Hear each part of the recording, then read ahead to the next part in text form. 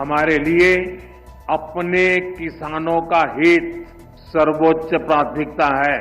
भारत अपने किसानों के, पशुपालकों के और मछुआरे भाई बहनों के हितों के साथ कभी भी समझौता नहीं करेगा।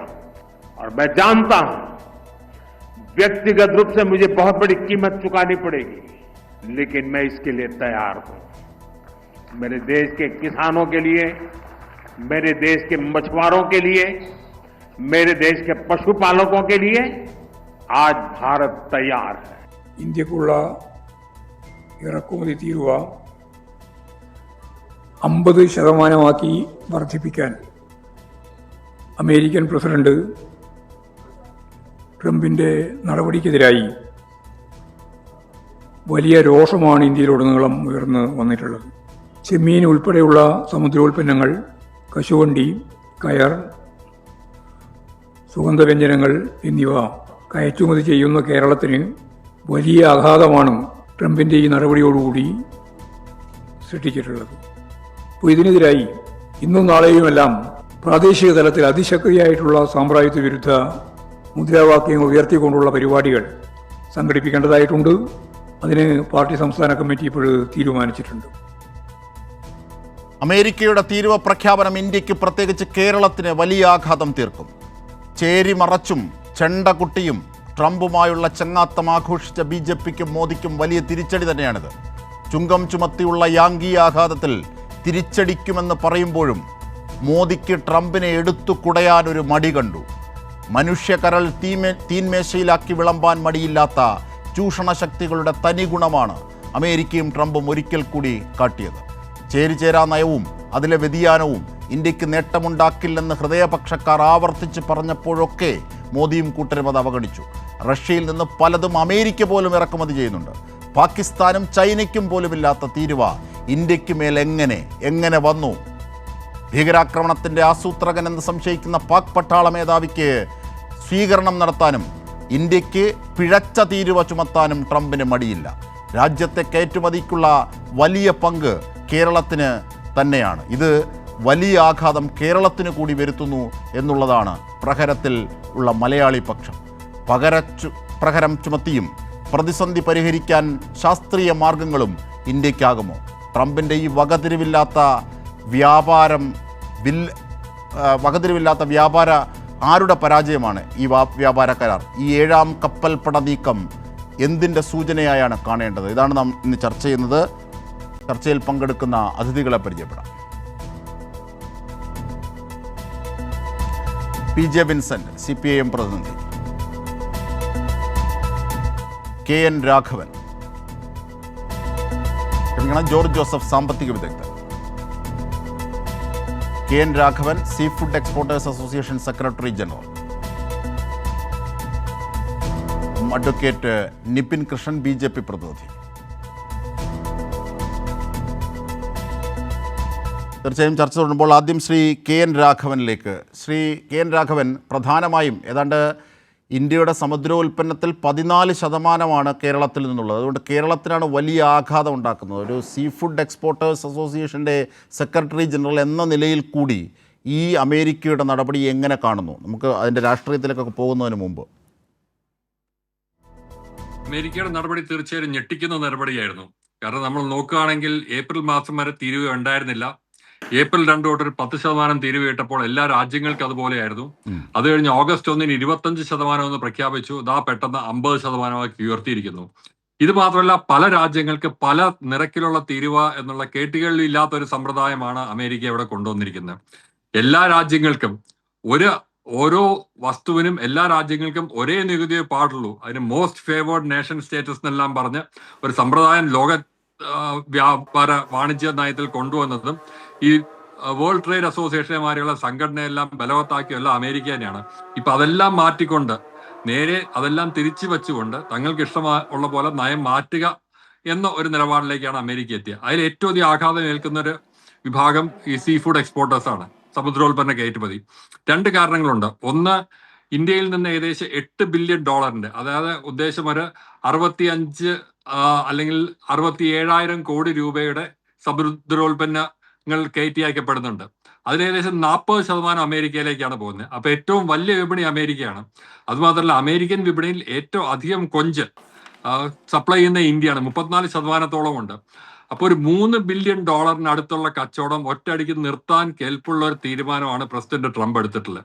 അപ്പൊ ഇത് ഉണ്ടാവുന്ന ഈ കയറ്റുമതിക്കാർക്ക് മാത്രമല്ല, ഇന്ത്യയിൽ നിന്ന് കയറ്റുമതി ചെയ്തു പോകുന്ന കൾച്ചർ ചെയ്യുന്ന, അതായത് കടലിൽ നിന്ന് പിടിക്കുന്ന ചെമ്മീൻ പണ്ടേ അമേരിക്ക നിരോധിച്ചു, ഇവിടെ കടലാമയുടെ പ്രശ്നം പറഞ്ഞ്. അപ്പൊ കൾച്ചർ ചെയ്തെടുക്കുന്ന വരാമി ഷ്രിമ്പാണ് പോകുന്നത്. അപ്പൊ ആ ഒരു സപ്ലൈ ചെയിൻ മുഴുവൻ പ്രോസസിംഗ് യൂണിറ്റ്, മാത്രമല്ല ഇക്വഡോർ ഇതിനേക്കാൾ കുറഞ്ഞ വിലയ്ക്ക് അവർക്ക് നൽകും ഇതേ ചെമ്മീൻ അല്ലേ? ഇക്വഡോറിന് 15% ഡ്യൂട്ടി മാത്രമേ ഉള്ളൂ. വിയറ്റ്നാമിന് 20% ഡ്യൂട്ടി മാത്രമേ ഉള്ളൂ. ഇന്തോനേഷ്യക്ക് 19% ഡ്യൂട്ടി മാത്രമേ ഉള്ളൂ. എന്നിട്ട് ചൈനയ്ക്ക് വരെ 30% ഡ്യൂട്ടി മാത്രമേ ഉള്ളൂ. അപ്പൊ ഇവർക്കെല്ലാം ഇത് വലിയ മുൻതൂക്കം ലഭിക്കുന്ന രീതിയിൽ ഉള്ളൊരു താരിഫാണ് അമേരിക്ക കൊണ്ടുവന്നിരിക്കുന്നത്. അപ്പൊ ഇതിന്റെ ഉദ്ദേശം ഇന്ത്യയെ ഒറ്റപ്പെടുത്തുക എന്നുള്ളത് തന്നെയാണ്. കാരണം ഇപ്പൊ ഇന്ത്യ വിചാരിച്ചുകൊണ്ട് റഷ്യൻ യുദ്ധം അവസാനിപ്പിക്കാനൊന്നും പോകുന്നില്ല. അപ്പൊ ഈ ഇന്ത്യയും അമേരിക്കയും തമ്മിൽ വ്യാപാര ചർച്ച തുടങ്ങിയത് ഫെബ്രുവരി മാസത്തിൽ പ്രസിഡന്റ് ട്രംപും പ്രധാനമന്ത്രി നരേന്ദ്രമോദിയും കൂടി എടുത്ത തീരുമാനമാണ് ഈ വർഷം സെപ്റ്റംബർ ഒക്ടോബർ ആകുമ്പോഴത്തേക്കും വ്യാപാര കരാർ ഒപ്പുവയ്ക്കുക എന്നുള്ളത്. ഈ പകരച്ചുങ്കം വരുന്നതിന് മുമ്പ് എടുത്ത തീരുമാനമാണ്. അത് പ്രകാരം 6 വട്ടം ചർച്ച നടന്നു കഴിഞ്ഞു. പക്ഷെ ചില അമേരിക്കയുടെ ആവശ്യങ്ങൾ നമ്മൾ അംഗീകരിക്കാത്തതുകൊണ്ട് നമ്മുടെ മുകളിൽ സമ്മർദ്ദം വരുത്താൻ വേണ്ടിയായിരിക്കാം ഇത് കൊണ്ടുവന്നിരിക്കുക. അതേ നമുക്ക് ഊഹിക്കാൻ സാധിക്കുകയുള്ളൂ. പക്ഷെ അതുകൊണ്ട് ഈ മേഖലയ്ക്ക്, പല മേഖലകൾക്കും ഇതുണ്ട്. കാരണം $86 ബില്യൺ കയറ്റുമതി ഇന്ത്യയിൽ നിന്ന് അമേരിക്കയിലേക്ക് പോകുന്നുണ്ട്. അതിലേകദേശം 50 ബില്യണിന് ഈ തീരുവ മൂലമുള്ള പ്രത്യാഘാതങ്ങൾ ഉണ്ടാവുമെന്നാണ് മനസ്സിലാക്കാൻ സാധിക്കുന്നത്. അപ്പോൾ പല മേഖലകളിൽ ഇപ്പൊ നേരത്തെ പറഞ്ഞ കശുവണ്ടി, കയറ്, മത്സ്യോൽപ്പന്നത്തിന് സമുദ്രോൽപ്പന്നത്തിന് പുറമെ ഇത് പിന്നെ അതുമാതിരി ഇന്ത്യയിൽ തന്നെയുള്ള വേറെ ഇപ്പൊ ജെമ്മൻ ജ്വല്ലറി ഉണ്ട്, ഇലക്ട്രിക്കൽ ആൻഡ് ഇലക്ട്രോണിക് എക്യുപ്മെന്റ് ഉണ്ട്. പല മേഖലകൾക്കും വലിയ ഒരു ഷോക്ക് ട്രീറ്റ്മെന്റ് ആണ് അമേരിക്കയുടെ ഭാഗത്ത് നിന്ന് കിട്ടിയിരിക്കുന്നത്. ഇതിൽ നിന്ന് കാരണമായിട്ട് നോക്കിയിട്ട് 2 മാർഗ്ഗമേ കാണുന്നുള്ളൂ. ഒന്ന്, ഓഗസ്റ്റ് മാസത്തിൽ നടക്കുന്ന ആ ചർച്ചയിൽ ഒരു വേഗം ഒരു എല്ലാവർക്കും നല്ല വരുത്തുന്ന രീതിയിലുള്ള ഒരു പരിഹാര മാർഗം ഉണ്ടാവുക. പക്ഷെ അതിനേക്കാൾ ഉപരിയായിട്ട് നമ്മൾ പഠിക്കേണ്ട ഒരു പാഠം, ഇനി ഒരു വിപണിയെ മാത്രം ആശ്രയിച്ച് മുമ്പോട്ട് പോകാൻ പറ്റില്ല. ബാക്കിയുള്ള വിപണികൾ കൂടി നമ്മൾക്ക് പ്രാപ്യമാവണം. അതിനുവേണ്ടി വളരെ വേഗം തന്നെ ഫ്രീ ട്രേഡ് അഗ്രിമെന്റ്സ്, അതായത് ഇപ്പോൾ താങ്കൾ സൂചിപ്പിച്ചതുപോലെ റഷ്യ ഉക്രൈൻ സംഘർഷം ഇല്ലാതാക്കാനാകില്ല ഇന്ത്യ വിചാരിച്ചാൽ. മാത്രമല്ല, ചൈനയ്ക്കില്ലാത്ത നിരോധനമാണ് ഇന്ത്യക്ക് ഈ അർത്ഥത്തിലുള്ളത്, തീരുവയുടെ കാര്യത്തിലുള്ള അധിക ചുമത്തൽ. അപ്പോൾ എന്തായിരിക്കും ഇനി ഇന്ത്യയെപ്പോലൊരു രാജ്യത്തിന് ഇതിനെ പരിഹരിക്കാനായി ചെയ്യാനാവുക? പ്രത്യേകിച്ച് കേരളത്തിന് വലിയ ആശങ്കയുണ്ട് ഈ വിഷയത്തിൽ. മറ്റന്നാൾ മുതൽ, അടുത്ത ആഴ്ച മുതൽ ധനമന്ത്രി, സംസ്ഥാന ധനമന്ത്രി ഇതുമായി ബന്ധപ്പെട്ട് നിങ്ങളുമായിട്ടൊക്കെയുള്ള കൂടിയാലോചനകളുണ്ട്, കേൾക്കുന്നു. അല്ല, 2 കാര്യം ചെയ്യാൻ പറ്റുള്ളൂ. ഒന്ന്, പുതിയ വിപണി വികസിപ്പിച്ചെടുത്തേ തീരൂ. ഇനിയിപ്പോ തൽക്കാലം അമേരിക്ക കുറച്ച് ചുങ്കം കുറച്ചു എന്ന് വിചാരിക്കാം. നാളെ ബ്രിക്സ് എന്നും പറഞ്ഞ് വേറൊരു ചുങ്കം കൊണ്ടുവരില്ല എന്ന് നമുക്ക് ഉറപ്പിക്കാൻ പറ്റില്ല. ബ്രിക്സ് രാഷ്ട്രങ്ങളുടെ മുകളിൽ ചുങ്കം കൊണ്ടുവരുന്ന അദ്ദേഹം ഒരു താക്കീതുണ്ട്. ഈ താക്കീതും ഭീഷണിയും ഉണ്ടെങ്കിൽ അതൊരു അനിശ്ചിതാവസ്ഥ ഉണ്ടാക്കുന്നു. ഒരു അനിശ്ചിതാവസ്ഥ ഉണ്ടെങ്കിൽ കച്ചവടം നടക്കില്ല. കാരണം എന്തുറപ്പിന്റെ മുകളിലാണ് ഒരു വർഷക്കാലത്തേക്ക് ഒരു ബയർ, ഒരു വാങ്ങുന്ന ഒരാൾ ഇന്ത്യയിൽ നിന്നുള്ള ഒരു സെല്ലറിന്റെ അടുത്ത് നിന്ന് ഒരു കോൺട്രാക്ട് എടുക്കുക? പറ്റില്ല. കാരണം വില ഉറപ്പിച്ച് വേണം കച്ചവടം മുമ്പോട്ട് പോകാനായിട്ട്. ആ വില ഉറപ്പിക്കാൻ പറ്റാത്തൊരു സാഹചര്യമാണ് ഈ ഞാൻ അത് കൂടുതൽ പിഴ ഇടാം, പിന്നെ ഇട്ടേക്കാം, ബ്രിക്സിന്റെ മുകളിൽ ഇട്ടേക്കാം എന്നെല്ലാം പറയുമ്പോൾ വരുന്നത്. അപ്പൊ ആ ഒരു ഇതിൽ നിന്ന് മാറി നമ്മൾ പുതിയ വിപണികൾ തേടേണ്ടിയിരിക്കുന്നു. ഇപ്പോൾ ഇംഗ്ലണ്ടുമായിട്ടുള്ള FTA പോലെ EU ആയിട്ട് ഉള്ള ചർച്ചകൾ വേഗം പരിഹരിച്ച് അവിടെ ഒരു FTA കൊണ്ടുവരിക. ദക്ഷിണ അമേരിക്കയിലുള്ള രാഷ്ട്രങ്ങളുമായിട്ട് കൂടുതൽ അടുത്ത ബന്ധം ചെയ്യുക. ആഫ്രിക്ക, അതുമാതിരി പുതിയ വിപണികളിലേക്ക് നമ്മൾ ശ്രദ്ധ കൂടുതൽ കേന്ദ്രീകരിക്കണം. എന്നാൽ മാത്രമേ ഇതിൽ നിന്നൊന്ന് പുറത്തു വന്ന് ബാക്കിയുള്ള രാഷ്ട്രങ്ങളിലേക്ക് കൂടിയുള്ള കയറ്റുമതി നടത്താനായിട്ട് നമ്മൾ തയ്യാറാവണം. അതുപോലെ താൽക്കാലിക അടിസ്ഥാനത്തെങ്കിലും സർക്കാരിന്റെ ഭാഗത്ത് നിന്ന് കുറച്ച് പിന്തുണ ഈ മേഖലകൾ അറിയിക്കുന്നു. കാരണം ഇപ്പോൾ ഉണ്ടാകുന്നത് കയറ്റുമതിയുടെ മാത്രം പ്രശ്നമല്ല എന്ന് ഞാൻ പറഞ്ഞു, ആ സപ്ലൈ ചെയിനിൽ മുഴുവൻ ബാധിക്കുന്ന ഒരു പ്രശ്നമാണ്. അവിടെ തൊഴിലവസരങ്ങൾ നഷ്ടപ്പെടും, പലരുടെയും തൊഴിൽ നഷ്ടപ്പെടും. അതുപോലെ തന്നെ ഈ വിലയില്ലാതെ ഈ കൾച്ചർ ചെയ്യുന്നതായിട്ടുള്ള കൊഞ്ചുകളും ബാക്കി മത്സ്യങ്ങളും വിലയില്ലാതെ വരികയാണെങ്കിൽ ആ മേഖലയ്ക്ക് മൊത്തത്തിൽ തിരിച്ചടിയുണ്ടാവും. അപ്പൊ പിടിച്ചു നിൽക്കണമെങ്കിൽ സർക്കാരിന്റെ ഭാഗത്തുനിന്ന് കുറച്ച് സാമ്പത്തിക സമയം ഉണ്ടായേ തീരുള്ളൂ. പുതിയ വിപണി കണ്ടെത്തുന്നവരെ, ഈ സ്ഥിതി സ്റ്റെബിലൈസ് ചെയ്യുന്നവരെ ആ ഒരു രീതിയിലുള്ള സഹായം ഈ മേഖലകളെല്ലാം പ്രതീക്ഷിക്കുന്നുണ്ട്. അപ്പോൾ തീർച്ചയായും 2 കാര്യങ്ങളാണ് താങ്കൾ എടുത്തു പറയുന്നത്. ഒന്ന്, കേന്ദ്ര സർക്കാരിൻ്റെ നേരിട്ടുള്ള സഹായം വേണം. പിന്നൊന്നൊരു ആൾട്ടർനേറ്റീവ് ബിസിനസ് മേഖല കണ്ടെത്തണം ഈ അമേരിക്കയുടെ ഈ നഷ്ടം നികത്താൻ, പ്രത്യേകിച്ച് സമുദ്രോൽപ്പന്നങ്ങളുടെയും തേയിലയുടെയും കശുവണ്ടിയുടെയും ഒക്കെ ഭാഗമായുള്ള. ഇതാണ് താങ്കൾ പറയുന്ന നിർദ്ദേശം അല്ലേ? അതെ, ഇതാണ് പറയുന്ന നിർദ്ദേശം. തീർച്ചയായും ഇനി ഇതിൽ പ്രായോഗികമായി ഇപ്പോൾ അമേരിക്ക ചുമത്തിയ ഈ 50% തീരുവ ഏതാണ്ട് 3 ആഴ്ചക്കുള്ളിൽ വരും. ഏതാണ്ട് ഒക്ടോബർ 27 പ്രാബല്യത്തിൽ വരും. ഇപ്പോൾ തന്നെ 25% ഇന്ന് പ്രാബല്യത്തിൽ വന്നു കഴിഞ്ഞു. അപ്പോൾ ഇങ്ങനെ ഒരു പശ്ചാത്തലത്തിൽ ഇപ്പോൾ ബിസിനസ്സിൽ ഏർപ്പെട്ടിരിക്കുന്നവർക്ക് ഈ ആൾട്ടർനേറ്റിലേക്ക് പെട്ടെന്ന് മാറാൻ കഴിയില്ലല്ലോ. അപ്പോൾ നിലവിലുള്ള സാഹചര്യങ്ങൾ അതുണ്ടാക്കുന്ന പ്രതിസന്ധി എങ്ങനെയാണ്, പ്രത്യേകിച്ച് കേരളത്തിൻ്റെ പരിപ്രേക്ഷ്യത്തിൽ? Shri K N Raghavan. അതൊരു വലിയ പ്രതിസന്ധി ഉണ്ടാകും. കാരണം ഉള്ള ഓർഡർ നമ്മളിപ്പോൾ അടുത്ത 3 മാസത്തേക്ക് അല്ലെങ്കിൽ ഒരു 6 മാസത്തേക്കുള്ള എക്സ്പോർട്ട് കണ്ടുകൊണ്ടാണ് ഓർഡർ പ്ലേസ് ചെയ്യുന്നത്. ആ ഓർഡർ അപ്പൊ ഈ പറഞ്ഞ മാതിരി ഫാമിൽ നിന്നുള്ള ഓർഡർ ഉണ്ടാവും, അല്ലെങ്കിൽ മീൻപിടുത്തക്കാരുടെ കയ്യിൽ നിന്നുള്ള ഓർഡർ ഉണ്ടാവും. ആ ഓർഡറുകൾ ഇവിടെ എടുക്കാൻ പറ്റാവുന്ന കഴിഞ്ഞാൽ അവിടെ ആ ഫാമിനും ആ ഹാച്ചറിക്കും ആ ഫിഷർമെൻ, അതായത് മീൻ പിടിക്കുന്ന ബോട്ടുകൾക്കൊക്കെയാണ് ബുദ്ധിമുട്ട് വരിക. അപ്പൊ അത് തരണം ചെയ്യാനായിട്ടാണ് സാമ്പത്തിക സഹായം വേണമെന്ന് പറയുന്നത്. അപ്പൊ അത് വേറെ മാർക്കറ്റുകളിലേക്ക് വേഗം എക്സ്പോർട്ട് ചെയ്യാനായിട്ട് സാധിക്കില്ല. കാരണം $3 ബില്യൺ കച്ചവടം വേറൊരു മാർക്കറ്റിലേക്ക് ഞങ്ങൾ പോയിട്ട് തരാമെന്ന് പറഞ്ഞാൽ ഒരു മാർക്കറ്റ് സ്വീകരിക്കാൻ പോകുന്നില്ല. അപ്പൊ അതിനുള്ള ഒരു സാവകാശം വേണം. ഇത് എത്ര വന്നു കഴിഞ്ഞാലും ഫ്രോസൺ ഐറ്റം ആണ്, കുറച്ച് നാൾ നമുക്ക് സൂക്ഷിക്കാനായിട്ട് സാധിക്കും. നല്ലപോലെ കോൾഡ് ചെയിനും കോൾഡ് സ്റ്റോറേജും ഡെവലപ്പ് ചെയ്ത് കുറച്ച് നാൾ നമുക്ക് സൂക്ഷിക്കാൻ സാധിക്കുന്നുള്ള ഒരു വസ്തുത അവിടെ നിൽക്കെ തന്നെ വേറെ വിപണി കാണുന്നതിനോടൊപ്പം ആൾക്കാർക്ക് തൊഴിലവസരങ്ങളും ഈ മേഖലയിൽ ഒരു പെട്ടെന്നുള്ള വില തകർച്ച മൂലം ബാക്കി ബുദ്ധിമുട്ടുണ്ടാവാതിരിക്കാൻ വേണ്ടി സാധനങ്ങൾ വാങ്ങിക്കാനും സൂക്ഷിക്കാനുള്ള സൗകര്യം ഒരുക്കി പുതിയ വിപണി കണ്ടെത്താനായിട്ടുള്ള ശ്രമങ്ങൾ നടത്തേണ്ടി വരും. അങ്ങനെ ഒരു കരട് പദ്ധതിയാണ് സർക്കാരിന് സമർപ്പിക്കുന്നത്. അങ്ങനെയാണെങ്കിൽ വലിയ ദുരിതങ്ങളില്ലാതെ നമുക്ക് മുമ്പോട്ട് പോകാനായിട്ട് സാധിക്കും. BJP പ്രതി ശ്രീ വിപിൻ കൃഷ്ണനിലേക്ക്. അഡ്വക്കേറ്റ് വിപിൻ കൃഷ്ണൻ, അതായത് ഈ ചൈന 2024 കണക്കനുസരിച്ച് 6260 കോടി രൂപയുടെ ഈ എണ്ണ ഉൽപ്പന്നങ്ങളും എണ്ണകളും അപരിഷ്കൃത എണ്ണകളും മീൻസ് ഈ ഒക്കെയാണ് ഇറക്കുമതി ചെയ്തത് ചൈന. പക്ഷേ ഇന്ത്യ ഇറക്കുമതി ചെയ്തത് 5270 കോടി രൂപയുടേതേ ഉള്ളൂ. എന്നിട്ടും ചൈനയ്ക്കില്ലാത്ത തീരുവ അമേരിക്കയുടെ ഫ്രണ്ടായ ട്രംപിൽ നിന്ന് ഇന്ത്യക്ക് നേരിടേണ്ടി വരുന്നു എന്ന വലിയ പ്രശ്നം അവിടെ നിൽക്കുകയാണ്. അതിൻ്റെ രാഷ്ട്രീയ ഉത്തരവാദിത്വം, അതിൻ്റെ നയതന്ത്രപരമായ വീഴ്ച, പരാജയം ഇന്ത്യയാണ്, പ്രത്യേകിച്ച് മോദിയും BJPയുമാണ് അതിന് മറുപടി പറയേണ്ടത്. ഇങ്ങനെയാണ് പ്രതിപക്ഷം ഉന്നയിക്കുന്നത്.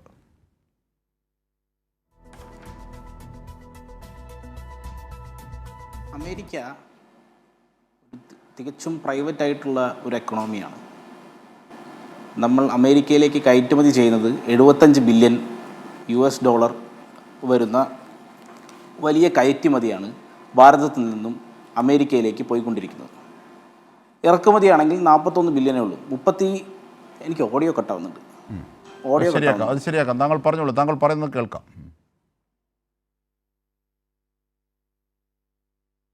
ഓക്കെ. ഇന്ത്യ 36 ബില്യൺ പോസിറ്റീവ് ട്രെൻഡിലാണ് നമ്മൾ അമേരിക്കയിലേക്ക് കയറ്റുമതി ചെയ്തുകൊണ്ടിരുന്നത്. ഈ സാഹചര്യത്തിലാണ് ട്രംപ് 50% അധിക തീരുവ ഭാരതത്തിൻ്റെ മുകളിൽ ഏർപ്പെടുത്തിയത്. അദ്ദേഹം ലോകത്തോട് നൽകിയ വിശദീകരണം റഷ്യൻ ഉക്രൈൻ സംഘർഷത്തിൻ്റെ ഭാഗമായിട്ടാണ് ഈ തീരുമാനമെന്നാണ്. പക്ഷേ അങ്ങ് സൂചിപ്പിച്ചതുപോലെ ചൈനയാണ് 47% റഷ്യനിൽ നിന്ന് എണ്ണ വാങ്ങുന്ന മറ്റൊരു രാജ്യം. പക്ഷേ 30% മാത്രമേ ചൈനയുടെ മുകളിൽ അമേരിക്ക തീരുവ ഏർപ്പെടുത്തിയിട്ടുള്ളൂ. ഇത് അമേരിക്കയുടെ ഒരു സ്ട്രാറ്റജിക് ആയിട്ടുള്ള ഒരു അപ്രോച്ചാണ്. ഭാരതത്തിൻ്റെ മാർക്കറ്റ് ലക്ഷ്യമാക്കി അമേരിക്ക നടത്തിയ ഒരു നീക്കമാണിത്. ഭാരതത്തിൻ്റെ മാർക്കറ്റിൽ നമ്മൾ അമേരിക്കയെ തടഞ്ഞു നിർത്തിയിരിക്കുന്ന കുറച്ച് മേഖലകളുണ്ട്. കൃഷി, അഗ്രികൾച്ചറൽ പ്രോഡക്ട്സ്, കൃഷിയുമായി ബന്ധപ്പെട്ട സാമഗ്രികൾ, പിന്നെ ഡയറി, പാലുൽപ്പന്നങ്ങൾ, പിന്നെ മീറ്റ്. ഈ മൂന്ന് ഉൽപ്പന്നങ്ങൾ ഭാരതത്തിലേക്ക് ഇറക്കുവാനുള്ള അമേരിക്കയുടെ ഒരു നയതന്ത്രപരമായ ഒരു സ്ട്രാറ്റജിക് ആയിട്ടുള്ള ഒരു ഓപ്പറേഷനാണിത്. അല്ല, ഇതിനേക്കാൾ വലിയ ആഘാതം ചൈനയുമായി ബന്ധപ്പെട്ടുണ്ട് അങ്ങനെ പറയാനാണെങ്കിൽ. ഈ പറഞ്ഞ കാരണങ്ങളല്ല. കാരണം ഇന്ത്യൻ വിപണിയിൽ ആ അർത്ഥത്തിൽ അമേരിക്കയ്ക്ക് പ്രശ്നങ്ങളുണ്ടെങ്കിൽ അതിനേക്കാൾ പ്രശ്നങ്ങൾ വിപണിയുമായി ബന്ധപ്പെട്ട് 1 മണിക്കൂറിലധികം നമുക്ക് ചർച്ച ചെയ്യാതെ ആ വിഷയത്തെ സംബന്ധിച്ച്. കാരണം ചൈനയുമായുണ്ട് വലിയ പ്രതിസന്ധികളും പ്രശ്നങ്ങളും ഉണ്ട്. പക്ഷെ ചൈനയ്ക്ക് നൽകാത്ത, അല്ലെങ്കിൽ എന്തിനിപ്പോട്ടെ ചൈന അവിടെ നിൽക്കട്ടെ, ചൈന വലിയൊരു ക്രിയാത്മക ശക്തിയാണെന്ന് ഞാൻ പറയുന്നത് പാകിസ്ഥാന് പോലും നൽകാത്ത രീതിയിൽ, പാകിസ്ഥാൻ ഏതാണ്ട് 19% ഉള്ള തീരുവ എങ്ങനെയാണ് ട്രംപ് എന്ന വലിയ സുഹൃത്ത് മോദിക്ക് ചെയ്യുന്നത് എന്ന കാര്യത്തിൽ ജനങ്ങൾക്ക് മനസ്സിലാകുന്ന ഭാഷയിൽ അത് വിശദീകരിക്കൂ BJP. ശ്രീ വിപിൻ കൃഷ്ണൻ. അത് ഞാനൊന്ന് പറഞ്ഞു തീർക്കട്ടെ. ഞാൻ അതിൻ്റെ ഇടയിൽ അങ്ങ് ഇടപെട്ടതുകൊണ്ടാണ് ഞാനത് പറഞ്ഞു വരികയായിരുന്നു. അതായത് $37 ബില്യൺ കച്ചവടം, US ഡോളറിൻ്റെ കച്ചവടം ഭാരതം അമേരിക്കയിൽ നടത്തുന്നതിൽ ട്രംപ് അസ്വസ്ഥനാണ്. അതുകൊണ്ട് ഭാരതത്തിൻ്റെ കയറ്റുമതി പിടിച്ചു നിർത്താൻ വേണ്ടിയാണ് ട്രംപ് ഇത്തരത്തിലുള്ള ഒരു നീക്കത്തിലേക്ക് നീങ്ങിയത്. രണ്ടാമത്തെ വിഷയം അദ്ദേഹത്തിന് ഇന്ത്യൻ മാർക്കറ്റിലേക്കുള്ള മാർക്കറ്റ് പെൻട്രേഷനാണ്. ഈ രണ്ട് കാര്യങ്ങൾ മുൻനിർത്തിയാണ് അദ്ദേഹം ലോകത്തോട് കള്ളം പറഞ്ഞ് ഇത് റഷ്യൻ ഉക്രൈൻ വാറായി സംബന്ധിച്ച വിവരമാണെന്നും അതിൽ ഭാരതത്തിൻ്റെ സ്റ്റാൻഡ് റഷ്യയിൽ നിന്ന് എണ്ണ ഇറക്കുമതി ചെയ്യുന്നത് തെറ്റാണെന്നും പ്രചരിപ്പിക്കുന്ന ട്രംപിൻ്റെ സ്റ്റാൻഡ്, ആ സ്റ്റാൻഡ് വളരെ സ്ട്രാറ്റജിക് ആയിട്ടുള്ള ട്രംപിൻ്റെ എനിക്കത് മനസ്സിലായില്ല എന്താണ്. അതായത് ട്രംപ് ഭാരതത്തിൻ്റെ മാർക്കറ്റിലേക്ക് പെനട്രേറ്റ് ചെയ്യാൻ ശ്രമിക്കുകയും ലോകാരാധ്യനായ പ്രധാനമന്ത്രി നരേന്ദ്രമോദിജി ആ മാർക്കറ്റ് പെനട്രേഷനെ തടഞ്ഞു നിർത്തുക എന്ന ഉറച്ച തീരുമാനത്തോടെ മുന്നോട്ട് പോകുന്നതിൻ്റെ ഭാഗമായിട്ടാണ് ട്രംപ് ഇത്തരത്തിലുള്ളൊരു അധിക തിരുവ ഭാരതത്തിൻ്റെ മുകളിൽ ചുമത്താനിടയായത്. ഇതിന് കൾച്ചറലായിട്ടുള്ളൊരു ആസ്പെക്റ്റ് കൂടെ ഉണ്ട്. ഭാരതത്തിൽ നാം ഉപയോഗിക്കുന്ന പാൽ അത് വെജിറ്റേറിയൻ ആയിട്ടുള്ള ഒരു പശുവിൽ നിന്ന് കിട്ടുന്ന പാലാണ്. പക്ഷേ US-ൽ യുണൈറ്റഡ് സ്റ്റേറ്റ്സ് ഓഫ് അമേരിക്കയിൽ അവർ പശുവിന് കൊടുക്കുന്ന തീറ്റ അത് മാംസമടങ്ങിയ തീറ്റയാണ്. അതിൽ ചിലപ്പോൾ ബീഫ് ഉണ്ടാവും, പോർക്ക് ഉണ്ടാവും. അപ്പോൾ അത് ഭാരതത്തിലേക്ക് ഇറക്കുമതി ചെയ്യുക എന്നത് പറഞ്ഞാൽ ഒരു കൾച്ചറലായിട്ടുള്ള ഒരു പ്രശ്നം കൂടെ ഉണ്ട്. രണ്ടാമത്തെ കാര്യം, നമ്മൾ നമ്മുടെ കർഷകരെ അതിനകത്തൊരു ഫാക്ച്വൽ എറർ ഉണ്ട്. കാരണം നേരത്തെ ഇത്തരത്തിൽ കാലിത്തീറ്റയിൽ നോൺ വെജ് ഘടകങ്ങൾ ഉൾപ്പെടുത്തി അത് പശുക്കളുടെ ബ്രെയിന് ഉണ്ടാക്കിയ ഫംഗ്ഷൻ. കാരണം നമ്മളെപ്പോലെ മിക്സഡ് അല്ല, ഞാനൊന്ന് പറഞ്ഞു തീർക്കട്ടെ. ഞാൻ പറഞ്ഞു കഴിഞ്ഞിട്ട്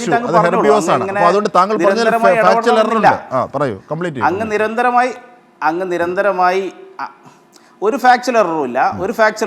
അങ്ങനെ കാലിത്തീറ്റകളിൽ ഉൾപ്പെടുത്തുന്നില്ല. അങ്ങ് നിരന്തരമായി ഇടപെടണ്ട. കൈരളിയിലേക്കാണ് ചർച്ച. അമേരിക്കയും ഇന്ത്യയും തമ്മിലുള്ള പ്രശ്നമാണ് ഉള്ളത് കൊണ്ട് തന്നെയാണ് ഞാൻ ഈ ചർച്ചയിൽ ഇരിക്കുന്നത്. അങ്ങ് ഇടയ്ക്കിടയ്ക്ക് നിരന്തരം ഇടപെടുന്നതുകൊണ്ടാണ് ഞാൻ ഈ പറഞ്ഞത്. ഞാൻ ഈ പറഞ്ഞതും കംപ്ലീറ്റ് ചെയ്യട്ടെ. അപ്പോൾ അത്തരത്തിലുള്ളൊരു നീക്കം ചെറുക്കുക എന്നത് ഭാരതത്തിൻ്റെ ഉറപ്പുള്ള തീരുമാനമാണ്. അതിന് ഭാരതം മറ്റ് മാർഗങ്ങൾ കാണുക. ഈ കയറ്റുമതിയിൽ കുറവ് വരുമ്പോൾ ആ കയറ്റുമതി ചെയ്യുന്ന കച്ചവടക്കാരെ പിടിച്ചു നിർത്താൻ വേണ്ടി സബ്സിഡി കൊടുക്കുക, അല്ലെങ്കിൽ മറ്റ് ഫ്രീ ട്രേഡ് എഗ്രിമെൻ്റ് ഉണ്ടാക്കുക, മറ്റ് രാജ്യങ്ങളായി കോപ്പറേറ്റ് ചെയ്യുക, ആസിയാൻ കരാറിൻ്റെ അടിസ്ഥാനത്തിലുള്ള ട്രേഡ് എഗ്രിമെൻറ്റുകൾ ശക്തിപ്പെടുത്തുക, ബ്രിക്സിലൂടെ നമ്മൾ കൂടുതൽ കയറ്റുമതി ചെയ്യുക എന്നീ മാർഗങ്ങളിലേക്ക് ഭാരതം പോകും. ഡോളറിനും ബദലായി അല്ലേ ബ്രിക്സ് വഴി. ഓക്കെ, ആ ഡോളറിന് ബദലായി ബ്രിക്സ് വഴി നമുക്ക് വാണിജ്യ കരാർ ഏർപ്പെടുത്താനും നമുക്ക് കയറ്റുമതി നടത്താനും നമുക്ക് ഇറക്കുമതി നടത്താനുമുള്ള ഒരു മാർഗങ്ങളിലേക്ക് ഭാരതം പോയിക്കൊണ്ടിരിക്കും. ഈ പാലുൽപ്പന്നങ്ങളുടെ ഇറക്കുമതിയുമായി അതിൻ്റെ ഭാഗമായിട്ടാണ് ബന്ധപ്പെട്ട് മാത്രമാണോ ഇത്തരത്തിൽ ട്രംപിൻ്റെ ഒരു നീക്കം ഇന്ത്യയോട്? അങ്ങനെയാണോ കാണുന്നത് വിപിൻ കൃഷ്ണൻ, BJP? അല്ല, ഒന്ന് മാർക്കറ്റ് പെനട്രേഷൻ. അടിസ്ഥാനപരമായി മാർക്കറ്റ് പെനട്രേഷന് വേണ്ടി ട്രംപ് ശ്രമിക്കുന്നു. ട്രംപ് ഒരു മുങ്ങിക്കൊണ്ടിരിക്കുന്ന കപ്പലിൻ്റെ മുകളിലാണ് ഇരിക്കുന്നതെന്ന് ട്രംപിന് വ്യക്തമായ അറിവുണ്ട്. അപ്പോൾ ഭാരതത്തിൻ്റെ ഈ വലിയ മാർക്കറ്റിലേക്ക്, ഈ $6 ബില്യൺ മാർക്കറ്റിലേക്ക് കടന്നു കയറുക എന്നത് ട്രംപിൻ്റെ ലക്ഷ്യമാണ്. അദ്ദേഹത്തിൻ്റെ രാഷ്ട്രത്തിൻ്റെ നിലനിൽപ്പിന് വേണ്ടി അദ്ദേഹം വലിയൊരു മാർക്കറ്റിലേക്ക് കടന്നുകൂടുക എന്ന ലക്ഷ്യത്തോടെയാണ് ഈ തീരുമാനങ്ങളൊക്കെ അദ്ദേഹം ചെയ്തുകൊണ്ടിരിക്കുന്നത്. രണ്ടാമതായി, ഇന്ത്യ കയറ്റുമതി ചെയ്യുമ്പോൾ ഇന്ത്യക്ക് സർപ്ലസായി $37 ബില്യൺ ലാഭമുണ്ടാകുന്നു. ആ ലാഭം ഭാരതത്തിനെ ലോകത്തിലെ പ്രധാനപ്പെട്ട 5 എക്കണോമികളായി മാറ്റാൻ മാറിക്കൊണ്ടിരിക്കുന്ന സാഹചര്യം തടുത്തു നിർത്തുക എന്ന ലക്ഷ്യത്തോടെ. ശ്രീ PJ വിൻസെന്റ്, അതായത് ഇന്ത്യൻ മാർക്കറ്റിലേക്ക് കടന്നു കയറാനുള്ള ട്രംപിൻ്റെ മോഹം അത് തടഞ്ഞു നിർത്തുന്ന മോദി, ഇതൊന്നും ആയിരുന്നില്ല ഇതുവരെ പറഞ്ഞു കേട്ടിരുന്നത്. പക്ഷേ ഇപ്പോൾ ഈ 50% തീരുവയുടെ വിഷയത്തിൽ മോദിയും BJPയും കാണുന്നത് അങ്ങനെയാണ്. അപ്പോൾ മോദി അതിനെ പ്രതിരോധിക്കുന്നതിൽ കൊതിക്കറിവാണ്, അല്ലെങ്കിൽ ഇന്ത്യൻ മാർക്കറ്റിലേക്ക് കടന്നു കയറാനുള്ള ട്രംപിൻ്റെ മോഹമാണ്, അങ്ങനെ ഇന്ത്യയെ സമ്മർദ്ദത്തിലാക്കാനുള്ള ശ്രമമാണെന്നൊക്കെയാണ് പറയുന്നത്. പക്ഷേ ചൈനയ്ക്കില്ല, പാകിസ്ഥാനില്ല അടക്കം മറ്റുള്ളവർക്കൊന്നുമില്ലാത്ത തീരുവ ഇന്ത്യക്ക് മേൽ ചുമത്തുന്നതിന് കാരണം ഇതൊക്കെയാണെന്നാണ് പറയുന്നത്. ഇതിൻ്റെ രാഷ്ട്രീയം എന്താണ്? ഈ BJP പറയുന്ന വാദങ്ങൾ ശരിയാണോ?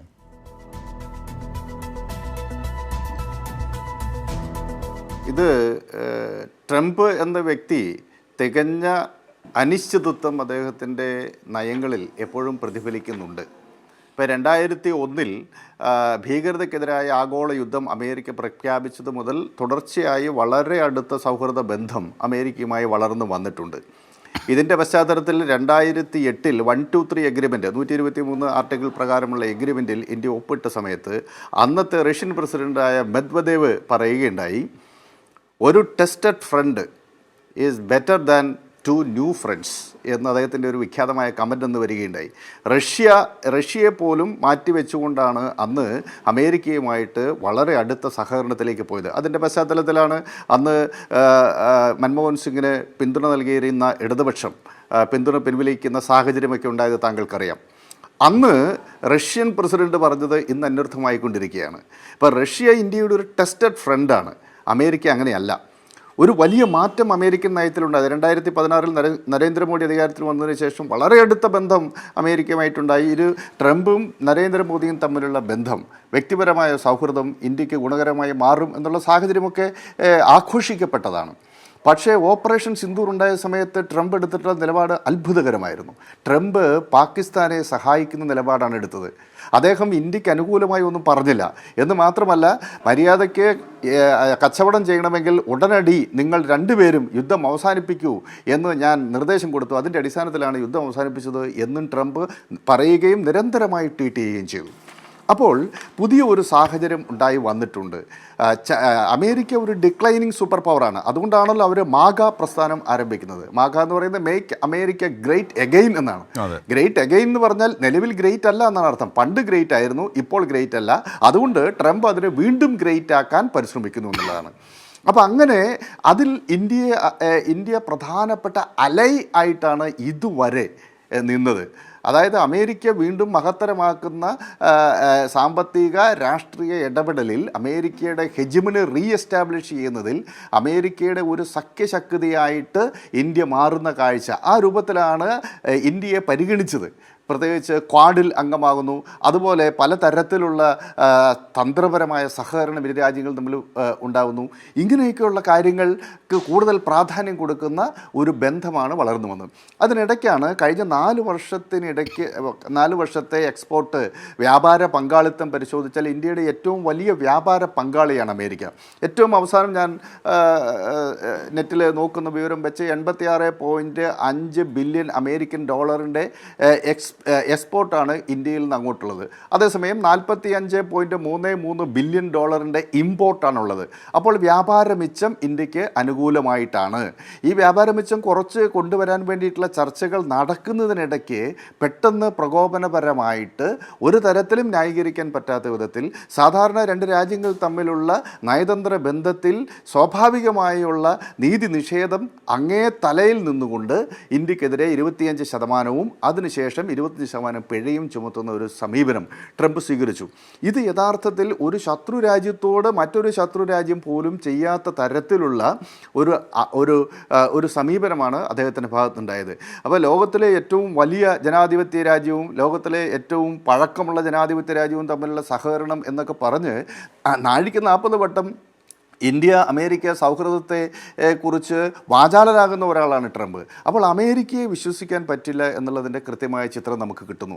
ഇന്ത്യയെ സംബന്ധിച്ചിടത്തോളം ഇന്ത്യ ഒരുപക്ഷെ ചൈനയെ പോലെ എക്സ്പോർട്ടിനെ മാത്രം ആശ്രയിക്കുന്ന ഒരു രാജ്യമല്ല. 3.79 ട്രില്യനാണ് ചൈനയുടെ ഒരു വർഷത്തെ എക്സ്പോർട്ട്.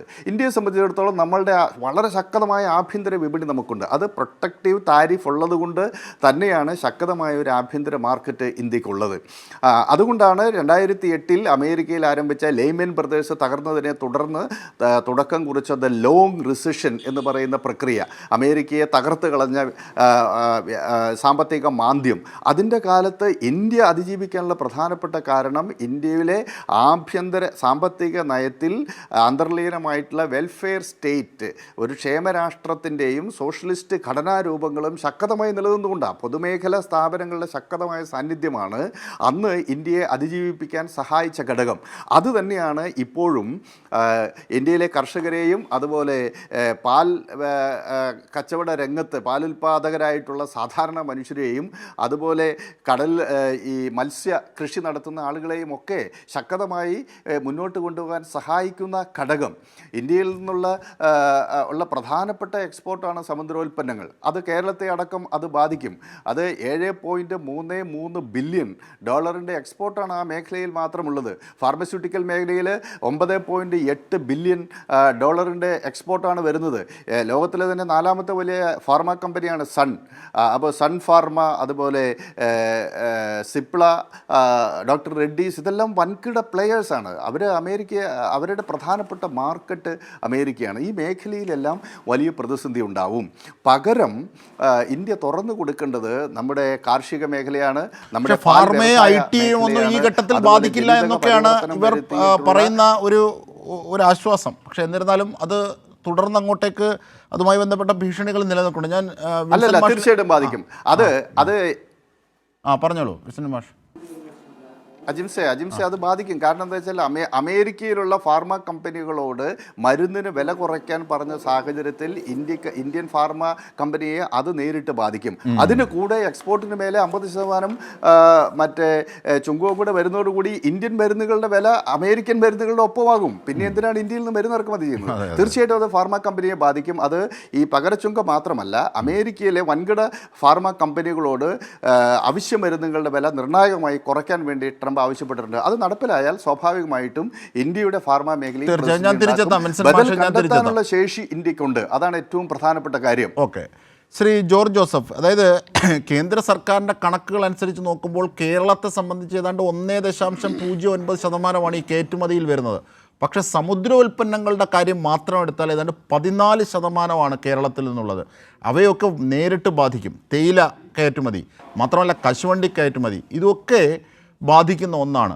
ഇവിടെ വലിയ വീഴ്ച സംഭവിച്ചിരിക്കുകയാണ്. ഈ വീഴ്ച സംഭവിച്ചിരിക്കുന്ന ഒരു സാഹചര്യത്തിൽ BJP പറയുന്ന വാദം ഇന്ത്യൻ മാർക്കറ്റിലേക്ക് കടന്നു കയറാനുള്ള ട്രംപിൻ്റെ നീക്കത്തെ തടഞ്ഞതാണ്, പാലുൽപ്പന്ന ഇറക്കുമതി തടഞ്ഞതാണ്, അല്ലെങ്കിൽ മാംസാഹാരത്തിൻ്റെ ഇറക്കുമതി തടഞ്ഞതാണ് പ്രധാന പ്രശ്നം. അതിനുള്ള വൈരാഗ്യം തീർക്കുകയാണ്. ഇങ്ങനെ ലളിതവൽക്കരിച്ച് കാണാനാകുമോ ഈ വിഷയത്തെ? എങ്ങനെയാണ് ഇതിൻ്റെ വിശാല പരിപ്രേക്ഷ്യം? ജോർജ് ജോസ്. അജിംഷാദെ, ഇവിടെ ഞാൻ ആദ്യമേ തന്നെ ഒരു കാര്യം പറയട്ടെ. ഈ നമ്മുടെ ഈ ഇന്ത്യയിലെ പശുക്കളെല്ലാം വെജിറ്റേറിയൻ പശുക്കളാണെന്നുള്ളൊരു വാദം അത് തന്നെ ഒരു വിചിത്രമായൊരു കാര്യമാണ്. കാരണം ഇന്ത്യയിലും കാലിത്തീറ്റ ഉൽപ്പാദിപ്പിക്കുന്നതിൽ മാംസാവശിഷ്ടങ്ങൾ ഉപയോഗിക്കുന്നുണ്ട്.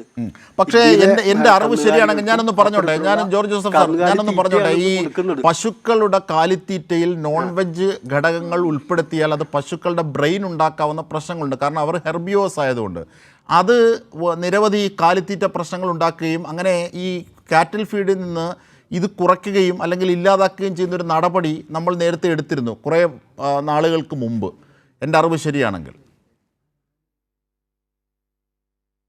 അല്ല, അതുണ്ട്. അല്ല, ഞാൻ പറഞ്ഞത് മറ്റു രാജ്യങ്ങളെ പോലെ അല്ല. ഇപ്പൊ UK ഉണ്ടായിരുന്ന ഭ്രാന്തി പശു രോഗം ഉണ്ടായത് നമുക്ക് എല്ലാവർക്കും അറിയാം. അത് ഈ മാംസാവശിഷ്ടങ്ങൾ ഇന്ത്യയെ സംബന്ധിച്ച് കുറവാണ് തീർച്ചയായിട്ടും. പക്ഷെ അല്ല പ്ലീസ് താങ്കൾ പറഞ്ഞപ്പോൾ ഞാൻ കേട്ടുകൊണ്ടിരിക്കുകയായിരുന്നു. ദയവായിട്ട് പറയാൻ അനുവദിക്കണം. പിന്നെ അജിംഷാദെ, ഒരു കാര്യം നമ്മൾ മനസ്സിലാക്കുന്നത്, അല്ല, ജോർജ് ജോസഫ് കംപ്ലീറ്റ് ചെയ്യട്ടെ. ഇത്രയും നേരം അദ്ദേഹം അത് കേട്ടുകൊണ്ടിരുന്നതാണ്. പ്ലീസ് ശ്രീ ജോർജ് ജോസഫ് താങ്കൾ പറയൂ. അത് ഞാൻ കേട്ടുകൊണ്ടിരിക്കുകയായിരുന്നു. ഇതിനകത്ത് വരുന്നത് വാണിജ്യപരമായ ചർച്ചകളുടെ ഒരു അടിസ്ഥാനത്തിൽ മാത്രം ഇതിനെ ചുരുക്കി കാണുന്നതിൽ അർത്ഥമില്ല. ഇത് കഴിഞ്ഞ 2014 ശേഷമുള്ള നയതന്ത്ര രംഗത്ത് ഇന്ത്യക്ക് വന്നിട്ടുള്ള വീഴ്ചകളുടെ ഏറ്റവും അനന്തരഫലമാണ് ഈ കാണുന്നത്. മനസ്സിലായില്ല? അതായത് ഈ 2014 ശേഷം ഇന്ത്യയുടെ വിദേശകാര്യ നയത്തിൽ, ഇന്ത്യയുടെ ഡിപ്ലോമസിയിൽ പ്രകടമായിട്ടുള്ളൊരു മാറ്റം ഉണ്ടായി. അത് പ്രത്യേകിച്ച് കഴിഞ്ഞ 4-5 വർഷത്തിനിടയിൽ വളരെ കാര്യമായിട്ടുള്ളൊരു മാറ്റം ഉണ്ടായി. ഇപ്പം മോഡി തന്നെ ട്രംപിനെ ഇന്ത്യയിലേക്ക് കൊണ്ടുവന്ന് ഹൗഡി മോഡി എന്നുള്ള രീതിയിൽ പ്രചരണം തെരഞ്ഞെടുപ്പ് കാലത്ത് ഇവിടെ കൊണ്ടുവന്ന് നടത്തിയ കാര്യങ്ങളൊക്കെ നമുക്കറിയാം.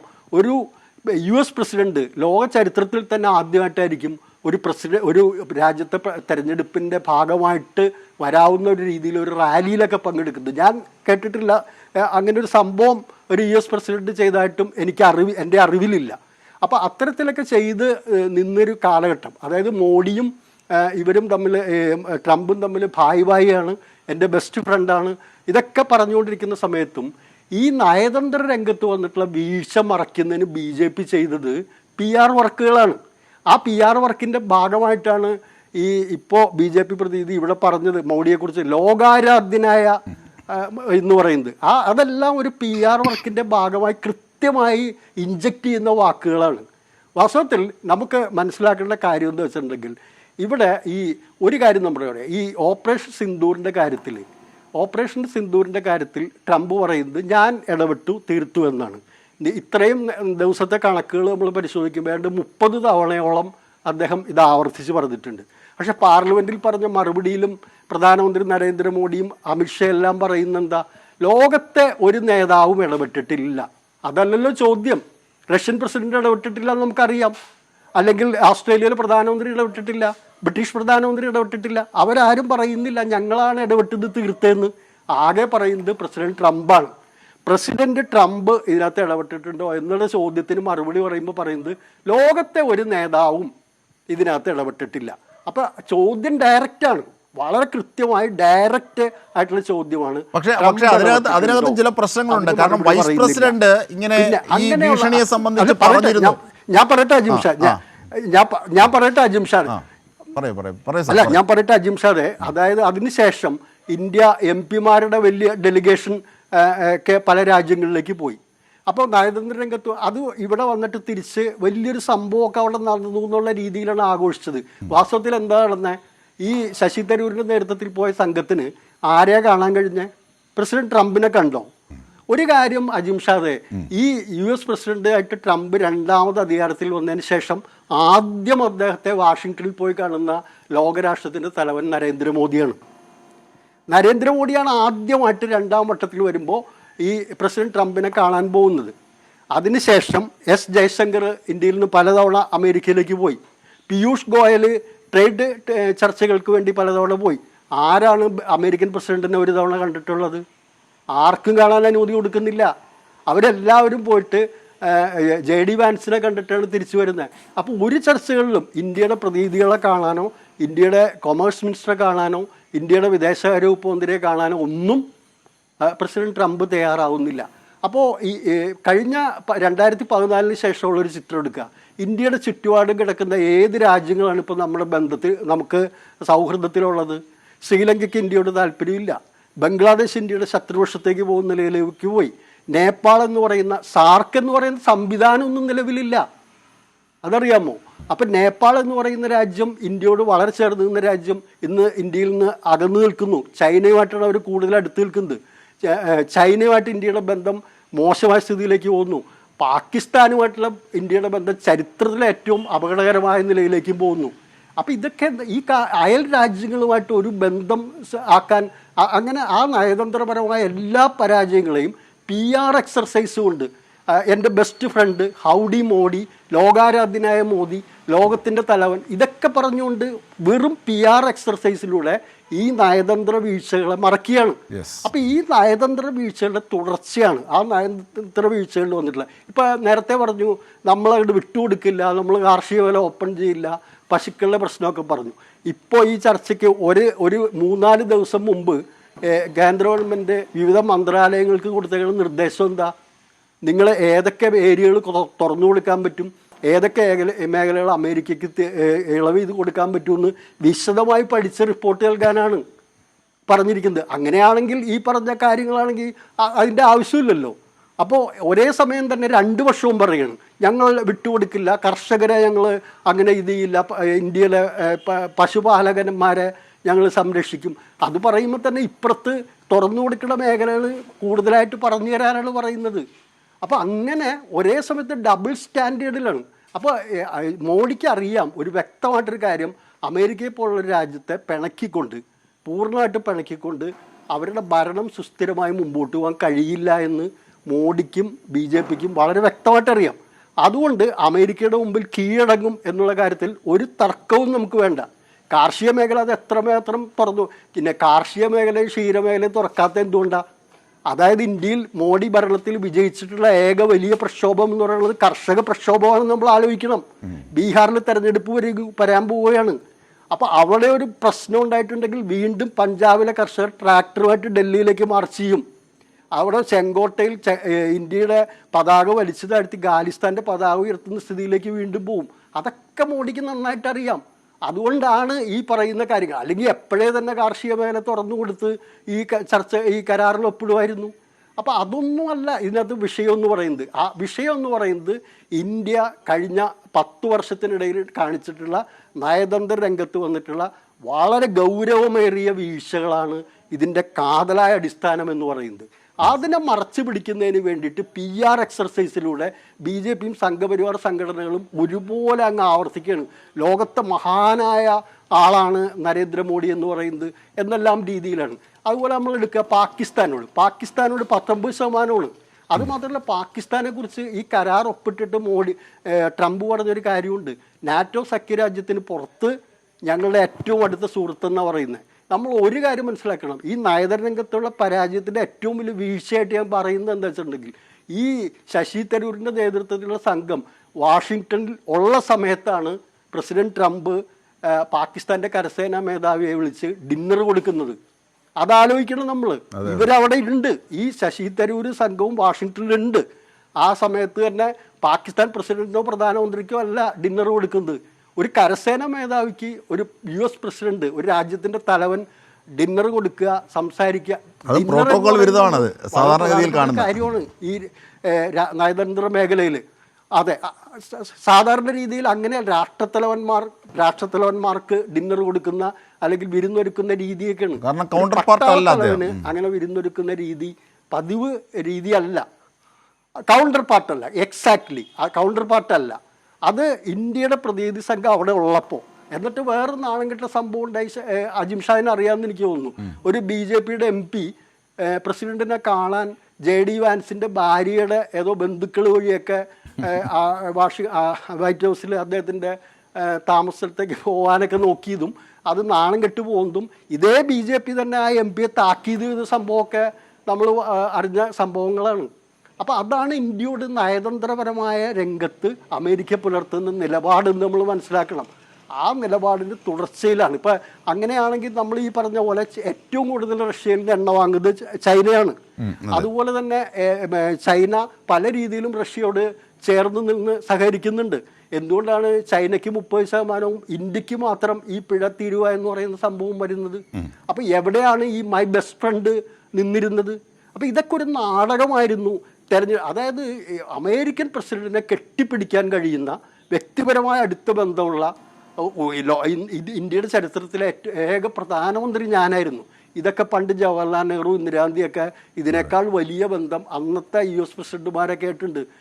ഇന്ദിരാഗാന്ധി അന്നത്തെ അമേരിക്കൻ പ്രസിഡന്റിന്റെ മുഖത്ത് നോക്കി തന്നെ പല കാര്യങ്ങളും പറഞ്ഞിട്ടുണ്ട്. IMFൽ നിന്ന് പണം തരില്ല എന്ന് പറഞ്ഞപ്പോൾ നിങ്ങളുടെ തറവാട്ട് സ്വത്തല്ല എന്ന് ഇന്ദിരാഗാന്ധി ചോദിച്ച സംഭവമുണ്ട്. അങ്ങനെ മോഡി ചോദിക്കാനുള്ളൊരിതുണ്ടോ? അപ്പോൾ ഇതിനകത്തും ഈ കരാറിൻ്റെ കാര്യത്തിലും തീർച്ചയായിട്ടും വഴങ്ങിക്കൊടുത്തില്ലെങ്കിലുള്ള പ്രശ്നം എന്ന് പറയുന്നത് അവരുടെ രാഷ്ട്രീയ താല്പര്യങ്ങളും ബിസിനസ് താല്പര്യങ്ങളും പൊളിഞ്ഞു പോകുമെന്നുള്ള ഇത് വളരെ വ്യക്തമായിട്ട് സംഘപരിവാറിനറിയാം. പക്ഷേ ഇപ്പം എന്താ, പല നാടകങ്ങളും കാണിക്കണം. ഞങ്ങളിവിടെ ഭയങ്കര കർഷകരുടെ ആളുകളാണ്, ഞങ്ങൾ മിൽക്ക് പ്രൊഡ്യൂസേഴ്സിനെ ഞങ്ങൾ സംരക്ഷിക്കുന്നവരാണ്, ഞങ്ങൾ ആഭ്യന്തര അങ്ങനെയൊന്നുമല്ല.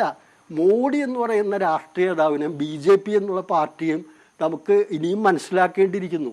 വലിയ പഠനങ്ങൾ തന്നെ വേണ്ടൊരു പാർട്ടിയാണത്. നേതൃത്വം തിരിച്ചെത്താം ജോർജ് സാർ, ഞാൻ തിരിച്ചെത്താം. ഞാൻ വിപിൻ കൃഷ്ണൻ, കാര്യങ്ങൾ പോകുമ്പോൾ ഇന്ത്യ കീഴടങ്ങി പോകുന്ന അവസ്ഥയിലേക്ക് പോകും. ഒന്ന് മറുപടി പറഞ്ഞു. വിപിൻ കൃഷ്ണൻ, അതായത് ഈ പോത്തിനെന്ത് ഏത്തവാഴയെന്ന് ചോദിക്കുന്നത് പോലെയാണ് ഈ ട്രംപിനെന്ത് പശു, അല്ലെങ്കിൽ അത് അങ്ങനെയുള്ള വികാരം ആഭ്യന്തരപരമായി നിങ്ങൾക്ക് വോട്ടിന് ഉപകാരപ്പെടും. പക്ഷേ ഇത് നയതന്ത്രപരമായ വീഴ്ചയാണ്. അത് രാജ്യത്തിനുണ്ടാക്കാവുന്ന വിദേശ നാണ്യത്തിന് നഷ്ടങ്ങൾ ഉണ്ടാകുന്നു. അവിടെ ക്രിയാത്മകമായുള്ള ഇടപെടൽ വേണം. ഇങ്ങനെയുള്ള ഗിമ്മിക്ക് ഉണ്ടാകില്ല. ഇതാണ് പറഞ്ഞതിൻ്റെ ഒരു മൊഴിമാറ്റം. നിപിൻ, ഈ ജോർജ് ജോസഫ് സാറ് പറഞ്ഞത് ഞാൻ ശ്രദ്ധിച്ചു. വലിയ PR വർക്കാണ് നടക്കുന്നത്. വേണ്ട, നമുക്ക് കണക്കുകൾ പറയാം. 67% കയറ്റുമതി കൂടിയത് 2013, 2025 കാലഘട്ടത്തിൽ.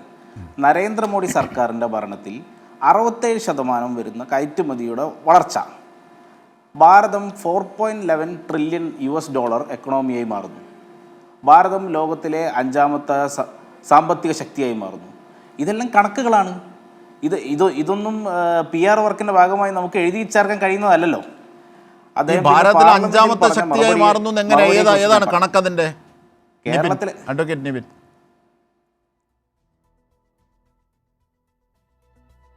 ആ $4.11 ട്രില്യൺ ഭാരതത്തിൻ്റെ സമ്പദ് വ്യവസ്ഥ അങ്ങനെ നോക്കിയാൽ മനസ്സിലാവുമല്ലോ. അതിലെന്താ സംശയം? ലോകത്തിൽ 5ാമത്തെ സാമ്പത്തിക ശക്തിയാണ് ഇന്ത്യ. അതിലാർക്കാണ് സംശയം? പക്ഷേ പല വിധത്തിലുള്ള സ്റ്റഡികളിൽ നമ്മുടെ ദരിദ്രരുടെ എണ്ണം കൂടുകയാണ്. പോട്ടെ, അത് മറ്റൊരു വിഷയമാണ്. സമയമാണിത്. അത് മറ്റൊരു വിഷയമാണ്. ശരിയായിരിക്കാം, ഇന്ത്യയിലെ വളരെ, അതായത് ഏതാണ്ട് 5% വരുന്നവരുടെ സമ്പത്ത് വർദ്ധിച്ചിട്ടുണ്ട്, 80%. പക്ഷേ കൂടുതൽ പേർ പാവപ്പെട്ടവരായി മാറുന്ന സാഹചര്യമാണ് ഉണ്ടാകുന്നത്. ഈ പറയുന്ന കണക്കുകൾ അത് അടിസ്ഥാനപരമായി ശരിയാണോ എന്ന് പരിശോധിക്കേണ്ടതുണ്ട്. ഞാൻ ചോദിക്കുന്നത് ഇതാണ്, ചൈന വലിയ ശക്തിയാണല്ലോ. ചൈന വലിയ ശക്തിയാണല്ലോ. ശ്രീ നിപിൻ, ജോർജ് സാറോട് മറ്റൊരു മറുപടി ഞാൻ പറഞ്ഞോട്ടെ. ഒരു മിനിറ്റ്, ആ മറുപടി പറഞ്ഞിട്ട് മുന്നോട്ട് പോവാം. ഓപ്പറേഷൻ സിന്ദൂറിൻ്റെ കാര്യത്തിൽ ലോകസഭയിൽ മറുപടി ചോദിച്ചപ്പോൾ ഒരു നേതാവും ഇടപെട്ടില്ല എന്ന് പറഞ്ഞത് വളരെ കൃത്യമാണ്.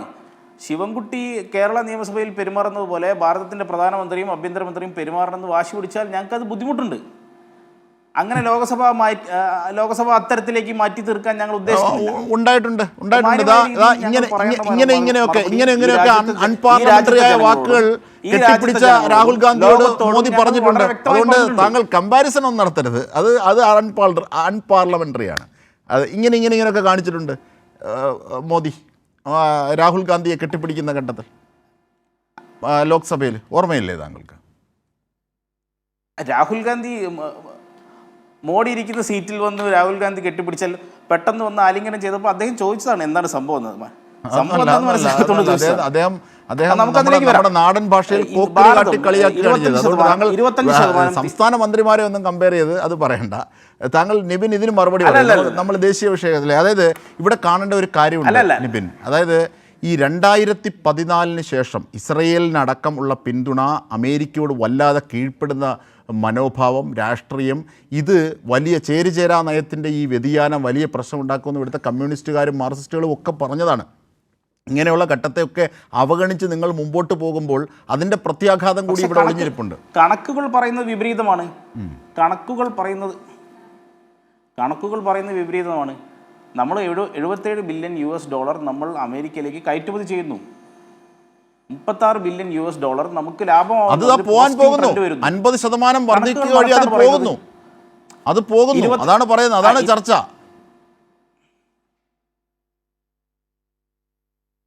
അതെ, അത് ശരിയാണ്. ആ വാദത്തോട് ഞാൻ അംഗീകരിക്കുന്നു. അതാണ് ഞാൻ പറഞ്ഞത്. ഏഴാം കപ്പൽപ്പടയുമായിട്ട് വരുമ്പോൾ അതിനെ പ്രതിരോധിക്കാൻ പഴയ USSR അതുകൊണ്ട് രാഷ്ട്രീയ നിലപാടുകളോട്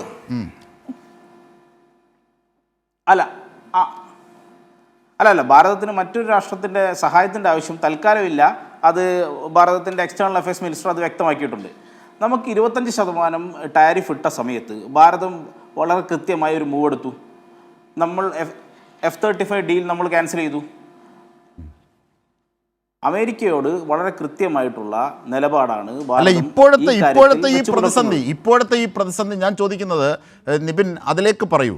ഈ പൂർവ്വകാലത്തിൻ്റെ ഗരിമയും ഗർഭയും അതാണ് അദ്ദേഹം PR വർക്കെന്ന് പറഞ്ഞത്. അപ്പോൾ അങ്ങനെ തോന്നിപ്പിക്കാതെ അതിനെ ക്രിസ്റ്റൽ ക്ലിയറായി കട്ട് ആൻഡ് ഡ്രൈഡായ ഒരു കാര്യം പറയൂ നിപിൻ. അതായത് ഈ ചൈനയ്ക്കില്ലാത്ത എന്ത് തീരുവയാണ് ചൈനയ്ക്കില്ലാത്ത എന്ത് തീരുവയാണ് ഇന്ത്യക്ക് ചുമത്താൻ US-ൻ്റെ യുക്തി? അവിടെ എന്താണ് ട്രംപുമായുള്ള സൗഹൃദവും മറ്റ് നയതന്ത്രവും ഇന്ത്യക്ക് ഫലപ്പെടാഞ്ഞത്? ഇപ്പോൾ താങ്കൾ പറഞ്ഞതുപോലെ ഈ കയറ്റുമതിയിൽ വലിയ വീഴ്ച ഇന്ത്യക്ക് സംഭവിക്കും, പ്രത്യേകിച്ച് കേരളത്തിന്. താങ്കൾ ഇരിക്കുന്ന, അല്ലെങ്കിൽ താങ്കൾ ഇപ്പോൾ ഡൽഹിയിലാണെങ്കിൽ പോലും താങ്കളുടെ നാടായ കേരളത്തിനടക്കം വലിയ ആഘാതം ഉണ്ടാകും. ഇങ്ങനെ ഒരു പശ്ചാത്തലത്തിലേക്ക് പോയത് എങ്ങനെ? അത് ആരുടെ വീഴ്ച? എങ്ങനെ അത് പരിഹരിക്കും? മാർഗമുണ്ടോ? ഇതാണ് സിമ്പിൾ. അങ്ങ് പറഞ്ഞതിൽ ഒരു ഫാക്ച്വൽ എറർ ഞാൻ ചൂണ്ടിക്കാണിക്കട്ടെ. ഫാർമയിൽ ഈ തിരുവ ഏർപ്പെടുത്തിയിട്ടില്ല, മരുന്നിന് ഈ തിരുവ ഏർപ്പെടുത്തിയിട്ടില്ല. ഒരു കുറച്ച് സാധനം കമ്മോഡിറ്റികൾക്കാണ് ഈ തിരുവ ഏർപ്പെടുത്തിയിട്ടിരുന്നത്. അത് ജെംസ്, പിന്നെ ടെക്സ്റ്റൈൽസ്, പിന്നെ സീ ഫുഡ്, അങ്ങനെ പോകുന്നു ആ ലിസ്റ്റ്. അല്ല, നമ്മുടെ കയറ്റുമതിയുടെ ഏതാണ്ട് സിംഹഭാഗത്തിനും ഇത് ആഘാതമേൽപ്പിക്കും. താങ്കൾ പറഞ്ഞ പോലെ ഫാർമ അടക്കം IT അടക്കം 2-3 മേഖലയെ മാറ്റിയിട്ടുണ്ട്, അത് ശരിയാണ്. പക്ഷേ അത് വിൻസെൻ്റ് മാഷ് സൂചിപ്പിച്ചതുപോലെ അതും അവിടുത്തെ ആഭ്യന്തര വിപണിയിലുള്ള അവരുടെ ചട്ടങ്ങളുടെയും നയത്തിൻ്റെയും ഭാഗമായി ആഘാതം ഇൻഡയറക്റ്റായി ഏൽക്കും.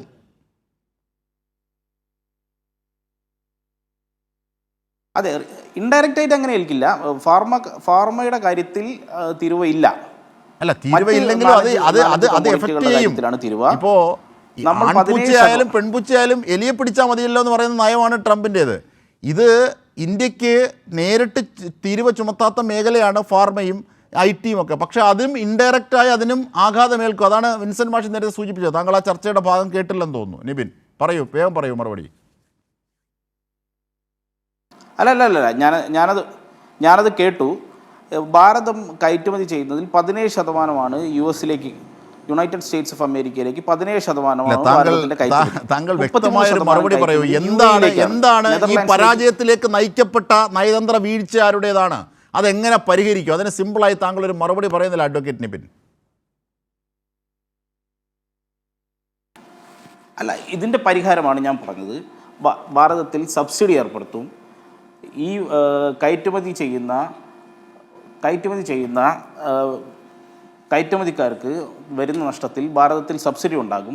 മറ്റ് ഫ്രീ ട്രേഡ് എഗ്രിമെൻറ്റിലേക്ക് ഭാരതം പോകും. അതിൻ്റെ ഭാഗമായിട്ടാണ് നരേന്ദ്രമോദി ഷാങ്ഹായ് കോർപ്പറേഷൻ ഓർഗനൈസേഷൻ്റെ മീറ്റിംഗ് പങ്കെടുക്കാൻ വേണ്ടി ചൈനയിലേക്ക് ഈ വരുന്ന ദിവസങ്ങളിൽ പോകാനിരിക്കുന്നത്. ഇന്ത്യ, ചൈന, റഷ്യ കരാറാണ് ഷാങ്ഹായ് കോർപ്പറേഷൻ ഓർഗനൈസേഷൻ. ആ മീറ്റിങ്ങിൽ പങ്കെടുക്കാനാണ് ഭാരതത്തിൻ്റെ പ്രധാനമന്ത്രി നരേന്ദ്രമോദി ചൈനയിലേക്ക് പോകാനിരിക്കുന്നത്. ആസിയാൻ കരാർ ശക്തിപ്പെടുത്തും.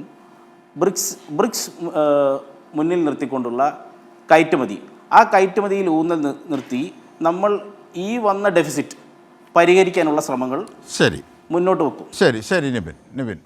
ശ്രീ PJ വിൻസെൻ്റ്, അതായത് ഈ ബ്രിക്സ് വഴി ഇപ്പോൾ ഡോളറിന് ഒരു ആൾട്ടർനേറ്റായുള്ള നീക്കം നടത്തുന്നു. അതാണ് ട്രംപിനെ പ്രകോപിപ്പിച്ചതിലെ ഏറ്റവും പ്രധാനപ്പെട്ട വസ്തുത എന്നൊക്കെ പറയുന്നുണ്ട്. പക്ഷേ അവിടെ ഇന്ത്യയുടെ എത്ര റോളുണ്ട് എന്നൊക്കെ നമുക്ക് പരിശോധിക്കേണ്ടതുണ്ട്. പക്ഷേ എങ്കിൽ പോലും ഇപ്പോൾ BJP പറഞ്ഞതുപോലെയുള്ള ഒരു പരിഹാരത്തിന് രാഷ്ട്രീയമായ കരുത്ത് BJPക്കും മോദിക്കും ഉണ്ടോ? അങ്ങനെ ചെയ്യാനാകുമോ? അതിൻ്റെ പ്രായോഗികമായ വശം എന്ത്, ശ്രീ PJ വിൻസെൻ്റ്? അല്ല, പ്രായോഗികമായിട്ട് ഇന്ത്യയുടെ മുന്നിൽ ഇഷ്ടംപോലെ ആൾട്ടർനേറ്റീവ് ഉണ്ട്.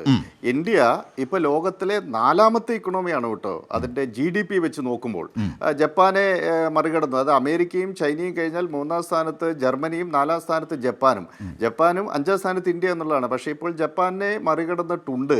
അത് GDP അതിൻ്റെ അടിസ്ഥാനപ്പെടുത്തിയ. അതേസമയം പർച്ചേസിംഗ് പവർ പാരിറ്റി അനുസരിച്ച് കണക്കാക്കുമ്പോൾ ലോകത്തിലെ 3ാമത്തെ ഇക്കണോമിയാണ് ഇന്ത്യ, പർച്ചേസിംഗ് പവർ പാരിറ്റി നോക്കുമ്പോൾ. അപ്പോൾ ഇന്ത്യക്ക് ഇത് അതിജീവിക്കാനുള്ള കരുത്തുണ്ട്. പക്ഷേ പ്രോബ്ലം എന്താണെന്ന് വെച്ചാൽ പൊളിറ്റിക്കൽ വിൽ പവർ വേണം. ഇപ്പോൾ ഉദാഹരണത്തിന് ഈ ചൈനയുമായിട്ടുള്ള വ്യാപാര യുദ്ധത്തിൻ്റെ ഘട്ടത്തിൽ ഷീ ജിൻപിങ് എടുത്തിട്ടുള്ള ശക്തമായ നിലപാട്, ചൈനയുടെ ഒരു താല്പര്യവും വിട്ടുവീഴ്ച ചെയ്യില്ല എന്നുള്ള ശക്തമായ നിലപാടാണ് ഇന്ന് 30% അവിടെ നിൽക്കുന്നത്. മാത്രമല്ല, ചൈനയിൽ നിന്ന് അമേരിക്കയിലേക്കുള്ള ധാതുക്കളുടെ എക്സ്പോർട്ടിന് മേലെ അടക്കം നിയന്ത്രണം വന്നപ്പോൾ അമേരിക്കയ്ക്ക് അതിനെ തലവലിക്കേണ്ടി വന്നു. 2ാമത്തെ എക്സാമ്പിൾ റഷ്യയാണ്. റഷ്യ ലോകത്തിലെ ചെറിയൊരു ഇക്കണോമിയാണ്, 10ാം സ്ഥാനത്താണ് അവർ. പക്ഷേ പുട്ടിൻ്റെ നിലപാടിൻ്റെ മുന്നിൽ അതാണ് പൊളിറ്റിക്കൽ വിൽ പവർ എന്ന് പറയുന്നത്. അപ്പോൾ സമഗ്ര ഉപരോധം ചുമത്തുന്നൊക്കെ പറഞ്ഞു ഉടനെ ചർച്ച ചെയ്യണം. ഞാൻ അധികാരത്തിൽ വന്ന് 24 മണിക്കൂറിനുള്ളിൽ ഉക്രൈൻ യുദ്ധം അവസാനിക്കുമെന്ന് പറഞ്ഞു. ഒന്നും നടന്നില്ല. അത് മാത്രമല്ല, വെടിനിർത്തൽ പോലും നടക്കുന്നില്ല. ഓരോരോ ഗ്രാമങ്ങൾ പുതിയതായി പിടിച്ചടക്കിക്കൊണ്ട് റഷ്യ മുന്നേറുകയാണ്. കാരണം എന്താ? പുതിൻ എന്ന ലീഡറുടെ പൊളിറ്റിക്കൽ വിൽ പവറാണ്. അപ്പോൾ ഇത് വളരെ പ്രധാനമാണ്. താങ്കളൊക്കെ സൂചിപ്പിച്ചതുപോലെ ഇന്ദിരാഗാന്ധി എടുത്തിട്ടുള്ള നിലപാടും അതിനു മുമ്പ് മറ്റേ നെഹ്റു എടുത്തിട്ടുള്ള നിലപാടുകളൊക്കെ പ്രസക്തമാണ്. ഇപ്പോൾ ഇന്ത്യ നേരത്തെ സൂചിപ്പിച്ചതുപോലെ സാമ്പത്തിക രംഗത്ത് വലിയ വളർച്ചയുണ്ടായി എന്നുള്ളത് ഫാക്റ്റാണ്. അതൊരു ഫാക്റ്റാണ്. ഇന്ത്യ വലിയ മുന്നേറ്റം കഴിഞ്ഞ ഈ നരേന്ദ്രമോദി അധികാരത്തിൽ വന്നതിന് ശേഷം തന്നെ ഉണ്ടായിട്ടുണ്ട്. അതൊരു ഫാക്റ്റാണ്. പക്ഷേ പ്രശ്നം അവിടെയല്ല. ഇതിപ്പം ഡിപ്ലോമസിയുടെ പ്രശ്നമാണ്. എന്തുകൊണ്ട് ഈ ട്രംപ് ഈ രൂപത്തിൽ ഇന്ത്യയോട് പെരുമാറുന്നുവെന്ന് ചോദിച്ചു കഴിഞ്ഞാൽ ഷീ ജിൻപിങ്ങിനോ അല്ലെങ്കിൽ പുടിനോ ഉള്ള പൊളിറ്റിക്കൽ വിൽ പവർ ഒരു പക്ഷേ ഇന്ത്യൻ ലീഡർഷിപ്പിന് ഉണ്ടാവില്ല എന്ന് അദ്ദേഹം കരുതിയിട്ടുണ്ട് എന്നത് തന്നെയാണ് പ്രശ്നം. ഇവിടെ ആ ഒരു വിൽ പവർ ഇന്ത്യ കാണിക്കുമോ എന്നുള്ളതാണ് നമ്മൾ ശ്രദ്ധിച്ച് നോക്കുന്നത്. ബ്രിക്സ് രാജ്യങ്ങളുടെ കൂട്ടായ്മകൾ, ഈ 5 രാജ്യങ്ങളുണ്ടല്ലോ, Russia, India, China, South Africa, Brazil, ഈ 5 രാജ്യങ്ങൾ അവരുടെ വ്യാപാരം അവരവരുടെ കറൻസിയിലാക്കിയാൽ തന്നെ അമേരിക്കയുടെ ഡോളർ ഹെജിമണി നിർണായകമായി തകരും. അതിനൊക്കെ നേതൃത്വം കൊടുക്കാനുള്ള ശേഷി ഇന്ത്യക്കുണ്ട്. അതെല്ലാം അത്ര ധാരാളം ആൾട്ടർനേറ്റീവ്സ് ഉണ്ട്. ഇതെല്ലാം ഇന്ത്യൻ രാഷ്ട്രീയ നേതൃത്വത്തിൻ്റെ പൊളിറ്റിക്കൽ വിൽ പവറിനെ ആശ്രയിച്ചിരിക്കുന്നു. ഏതായാലും കഴിഞ്ഞ 2016 മുതൽ ഇപ്പോൾ ആദ്യത്തെ ഘട്ടം, പിന്നെ ഇതിപ്പോൾ രണ്ടാമത്തെ ഘട്ടം ആരംഭിച്ചു. ഈ 2 ഘട്ടത്തിലും ഇന്ത്യയോട് വലിയ സൗഹൃദം കാണിച്ച സന്ദർഭത്തിൽ പോലും ഇന്ത്യയുടെ രാഷ്ട്രീയ നേതൃത്വം തനിക്കൊരു കളിപ്പാവയെ പോലെ കൈകാര്യം ചെയ്യാൻ പറ്റും എന്നാണ് ട്രംപ് കരുതിയിരിക്കുന്നത് എന്നാണല്ലോ ഈ ആക്ഷനിൽ നമുക്ക് മനസ്സിലാകുന്നത്. എന്ന് വെച്ചാൽ പാകിസ്ഥാനോട് പോലും കാണിക്കാത്ത ഒരു നയം നമ്മളോട് കാണിക്കുന്നു എന്ന് വെച്ചാൽ നമ്മളെ പേടിയില്ല എന്ന് തന്നെയാണ് അർത്ഥം.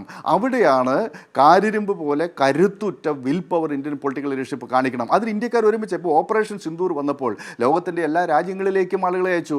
ഇപ്പോൾ BJPയുടെ പോളിസിയെ ശക്തമായി വിമർശിക്കുന്നവരാണ് CPIM. പക്ഷേ CPIMൻ്റെ MP ആയിട്ടുള്ള ജോൺ ബ്രിട്ടാസ് ആ സംഘത്തിൽ അംഗമായിരുന്നു. ലോകത്തിൽ അദ്ദേഹം പോയി ഇന്ത്യ ഗവൺമെൻറ്റിൻ്റെ നയം ശക്തമായി അദ്ദേഹം അവതരിപ്പിച്ചു. അതുപോലെ ഇപ്പോൾ ട്രംപ് രാജ്യവുമായി ബന്ധപ്പെട്ട പ്രഖ്യാപിച്ചു. 13-ാം തീയതി ഭീകരതയ്ക്കെതിരായുള്ള ട്രേഡ് യൂണിയനുകൾ ഇത് നോക്കൂ. ഇതിപ്പം 13-ാം തീയതി ഇന്ത്യയിലെ ട്രേഡ് യൂണിയനുകളും സംയുക്ത കിസാൻ മോർച്ചയും ചേർന്ന് അമേരിക്കൻ നയത്തിനെതിരായിട്ട് സമരം പ്രഖ്യാപിച്ചിരിക്കുകയാണ്. കേരളത്തിൽ ഇപ്പോൾ സമരരംഗത്തേക്ക് ഗോവിന്ദമാഷ് വരികയാണ്. എന്ന് പറഞ്ഞാൽ രാഷ്ട്ര താല്പര്യം പ്രതിസന്ധിയെ നേരിടുന്ന ഘട്ടത്തിൽ ഇന്ത്യയിലെ ഇടതുപക്ഷം അടക്കമുള്ള കക്ഷികൾ ഈ ഭാരതത്തോടൊപ്പം നിൽക്കുന്നു എന്നതിൻ്റെ സൂചനയല്ലേ. ഇതിനെ എല്ലാം ഉപയോഗപ്പെടുത്തിക്കൊണ്ട് അമേരിക്കയ്ക്ക് വിടുപണി ചെയ്യുന്ന നയം മാറ്റിവെച്ചുകൊണ്ട് ശക്തമായി രാഷ്ട്ര താല്പര്യം സംരക്ഷിക്കാൻ യഥാർത്ഥത്തിൽ നേരത്തെ സൂചിപ്പിച്ചതുപോലെ ഇന്ത്യയിലെ കർഷകരുടെയും ഇന്ത്യയിലെ പശുപാലകന്മാരുടെയും ഇന്ത്യയുടെ ഈ സീ ഫുഡ് എക്സ്പോർട്ട് ചെയ്യുന്ന സീ ഫുഡ് കൾച്ചർ ചെയ്യുന്ന തൊഴിലാളികളുടെയും ഈ രാജ്യത്തിലെ സാധാരണ മനുഷ്യരുടെയും താല്പര്യത്തിനൊപ്പം നിന്ന് മുന്നേറാനുള്ള അസുലഭമായൊരു അവസരം ഇപ്പോൾ വന്നിരിക്കുന്നു. അതാണ് എനിക്ക് തോന്നുന്നത് അമിതാഭ് കാന്ത് പറഞ്ഞത് ഇത് ഇന്ത്യയുടെ വലിയ അവസരമാണെന്ന്. യഥാർത്ഥത്തിൽ ആഭ്യന്തര മാർക്കറ്റ് കൂടുതൽ വിപുലീകരിക്കാനും ഇന്ത്യയിലെ കൂടുതൽ വെൽഫെയർ മെഷേഴ്സുകൾ നടപ്പിലാക്കാനും ഒക്കെയുള്ളൊരു അവസരം കിട്ടിയിരിക്കുന്നു. ഈ അവസരത്തിനോടൊപ്പമാണ് ഇന്ത്യയിലെ മഹാഭൂരിപക്ഷം വരുന്ന പുരോഗമന ശക്തികൾ ഇതിനെ പ്രയോജനപ്പെടുത്തിക്കൊണ്ട് അന്താരാഷ്ട്ര രംഗത്ത് ഇന്ത്യൻ താല്പര്യം ഉയർത്തിപ്പിടിച്ച് ശക്തമായ ഒരു നേതൃത്വമായി. എന്ന് വെച്ചാൽ ഈ ട്രംപിൻ്റെ ഈ ഡയലോഗിൻ്റെ മേലെയൊന്നും ഞങ്ങൾ അനങ്ങില്ല എന്ന് ട്രംപിനെ തന്നെ ബോധ്യപ്പെടുത്താൻ പറ്റണം. അതല്ലാതെ നാഴിക്ക് 40 വട്ടം മൈ ഫ്രണ്ട് എന്നൊക്കെ പറഞ്ഞ് ഈ അമേരിക്കയുടെ ആശ്രിതത്വം ഇവരെല്ലാം ഞങ്ങളുടെ അടിമകളാണ് എന്ന് ട്രംപിന് തോന്നുന്ന വിധത്തിൽ ഉള്ള സമീപനങ്ങൾ ഉണ്ടായിട്ടുണ്ട്. അത് തിരുത്തണം.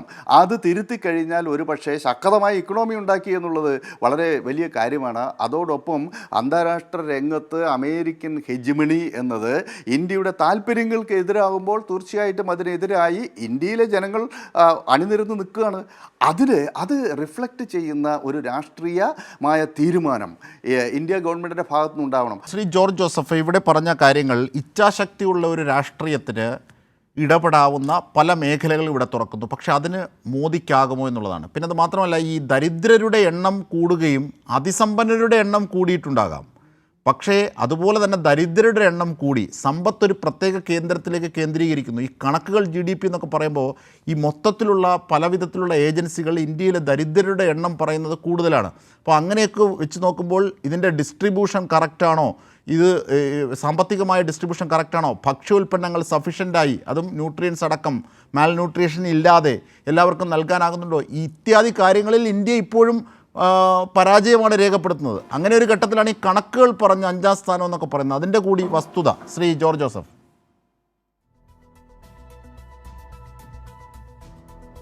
അതായത് അജിംഷാദെ, എനിക്ക് സമയം ഉണ്ടാവുമെന്ന് എനിക്കറിയില്ല. 3 കാര്യങ്ങൾ എനിക്കിവിടെ പറയേണ്ടതായിട്ടുണ്ട്. ഒന്ന്, ഇപ്പോൾ ഷാങ്ഹായിൽ ചർച്ച നടത്താൻ പോകുന്നു എന്ന് പറഞ്ഞു. അത് വളരെ കൗതുകരമായിട്ടൊരു കാര്യമാണ് ചൈനയായിട്ട്.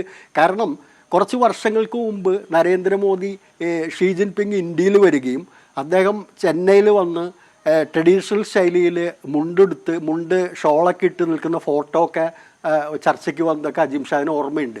അപ്പം നമ്മൾ ചൈനയുമായിട്ട് അടുക്കുന്നു എന്നുള്ളൊരു തോന്നലിലേക്ക് കൊണ്ടുവന്നു. പക്ഷെ പിന്നീട് എന്താണ് സംഭവിച്ചത്? നയതന്ത്ര രംഗത്ത് പൊടുന്നതിനൊരു മാറ്റം വരെയാണ്.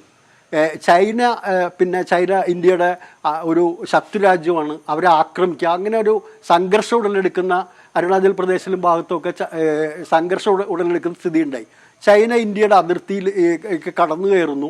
അത് ചെറുക്കണം എന്നുള്ള രീതിയിൽ ഒരു യുദ്ധസമാനമായ അതിലേക്കൊരു പ്രതീതി പോലും സൃഷ്ടിക്കുന്ന അവസരം ഉണ്ടായി. അപ്പോൾ ഒരു വശത്ത് നല്ലൊരു നയതന്ത്രത്തിലേക്ക് കൊണ്ടുപോയിട്ട് പിന്നീട് ആ നയതന്ത്രം മാറ്റാനുണ്ടായ കാരണം എന്താ?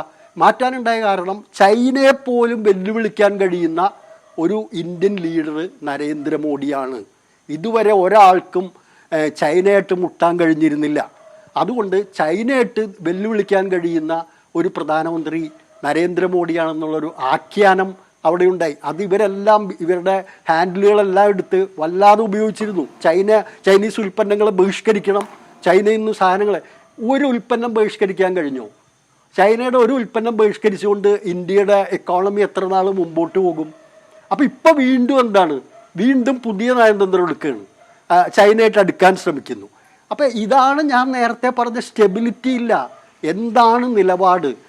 നയതന്ത്ര രംഗത്ത് ഇങ്ങനെ തെരഞ്ഞെടുപ്പ് മുൻകൂട്ടി കണ്ടുകൊണ്ടോ ആളാകാനോ PR വർക്കിൻ്റെ ഭാഗമായിട്ടൊന്നുമല്ല ഡിപ്ലോമാറ്റിക് ആയിട്ടുള്ള നയങ്ങൾ എടുക്കേണ്ടത്. അതാണ് ആ പരാജയമാണ് ഇവിടെ സംഭവിച്ചതെന്ന് ഞാൻ പറയുന്നത്. അപ്പോൾ ഇപ്പോൾ നമുക്ക് കൗതുകം തോന്നുകയാണ്. വീണ്ടും ചൈനയുടെ അടുത്തേക്ക്, ചൈനയായിട്ട് എങ്ങനെയാണ് ഇത് പ്രതിസന്ധി മറികടക്കാൻ പറ്റുന്ന ചർച്ച ചെയ്യാൻ പോവുകയാണ്. ഇനി മറ്റൊരു കാര്യം കൂടെ പറയാം.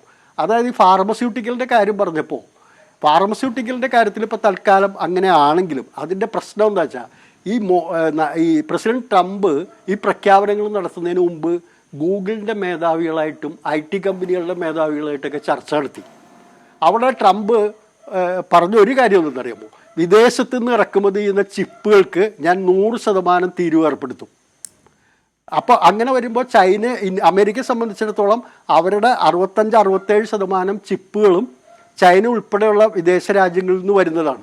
അതിന് ഞാൻ 100% തീരുവ ഏർപ്പെടുത്തും എന്ന് പറയുമ്പോൾ തീർച്ചയായിട്ടും അവിടുത്തെ ഈ ആഗോള IT ഭീമന്മാരെ സംബന്ധിച്ചിടത്തോളം അങ്കലാപ്പിലാവും. അതിനൊരു സൊല്യൂഷൻ അദ്ദേഹം പറഞ്ഞു, ആ കമ്പനികൾ അമേരിക്കയിൽ വന്ന് അവിടെ ഉൽപ്പാദിപ്പിച്ച് സപ്ലൈ ചെയ്യുകയാണെങ്കിൽ അവർക്ക് ഒരു പ്രശ്നം ഉണ്ടാവില്ല, തീരുവ ഉണ്ടാവില്ല. തദ്ദേശീയമായ പ്രൊഡക്ഷന് ഭയങ്കരമായ പ്രൊട്ടക്ഷനിസമാണ് ഈ പറയുന്ന ട്രംപ് കൊണ്ടുവരുന്നത്. അതൊരു സംശയവും വേണ്ട.